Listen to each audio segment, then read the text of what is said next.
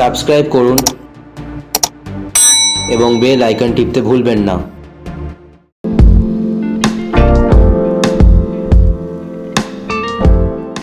আপনি কি বেগুন চাষ করেন বা বেগুন চাষ করবেন ঠিক করেছেন? তাহলে বেগুন চাষ করার আগে এই জিনিসগুলো অবশ্যই করবেন।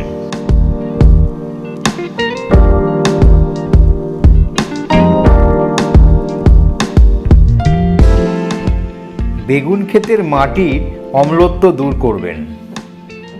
জমিতে অতিরিক্ত অজৈব পদার্থ অর্থাৎ রাসায়নিক ব্যবহার করবেন না। জমির দূষণ নিয়ন্ত্রণ করবেন। যে কোনো ধরনের খোল অবশ্যই ব্যবহার করুন। আর বেগুনের পোকার আক্রমণ রুখতে জমিতে নিম তেল প্রয়োগ করুন ও ফল ধরার পর নিম তেল স্প্রে করুন।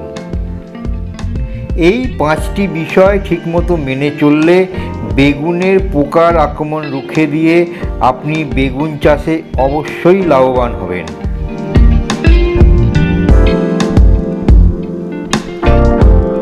জমির অম্লত্ব কী করে দূর করবেন ও পোকার আক্রমণ রোধ করতে নিম তেলই বা কীভাবে পাবেন, এইগুলো জানতে অবশ্যই যোগাযোগ করুন আমাদের স্ক্রিনে দেওয়া নাম্বারে।